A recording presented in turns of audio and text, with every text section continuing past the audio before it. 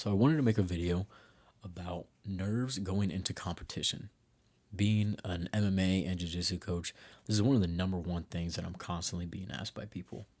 And I've seen a bunch of other coaches and sports psychologists talk about this topic, and they seem to cover everything from box breathing to alter egos and a bunch of other kind of shortcut methods to get rid of those nerves going into a competition, a match, a fight, whatever it is. But I think it can be broken up much more simpler than that. For me personally, over the past 7 years, roughly, between MMA, Jiu Jitsu, wrestling, Muay Thai, I've had almost 200 matches. I just competed 3 weeks ago, and the nerves that I got 3 weeks ago are the same exact nerves that I got 7 years ago with my first wrestling match. These nerves don't necessarily go away. I don't think they ever go away. I don't think they're supposed to go away. But over time, as you compete more often, you're going to get better at managing those nerves.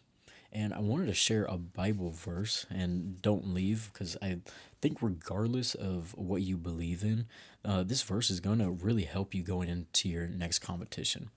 And the verse is Matthew 6:25. Therefore, I tell you, do not be anxious about your life, what you will eat or what you will drink, nor about your body, what you will put on.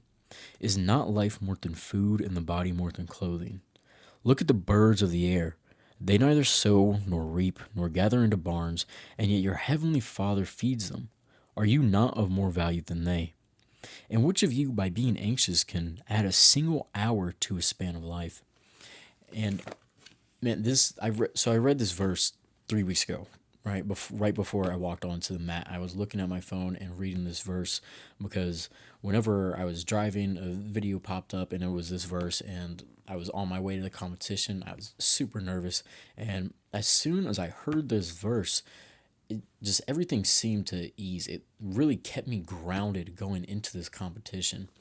And what I mean by that is we take this sport so seriously when in reality, 90% of the competitions that you have done and that you ever will do have little to no effect on your day to day life.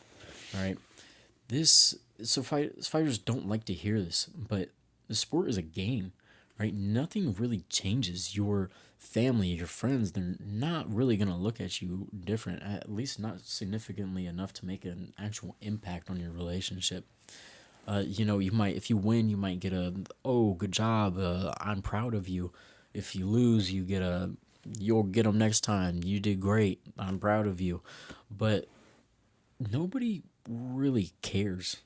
Like, you care because you know what's at stake. You know what it's like, the amount of work that you put into it, the possibility of being on somebody else's highlight reel and being humiliated and knocked out in front of your friends and family. It gets dark here, especially when you're weight cutting. Your thoughts go dark, and it brings up a lot of anxiety.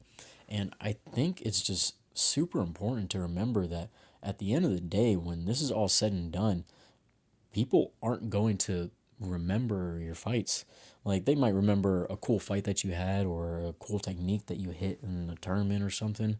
But, 20, 50 years after you're dead, all you've really got is your family, your kids, how your family perceived you, how you treated people, right? You can be the best fighter in the world, but if you were a terrible dad, then your family's not really going to care if you were the best fighter in the world.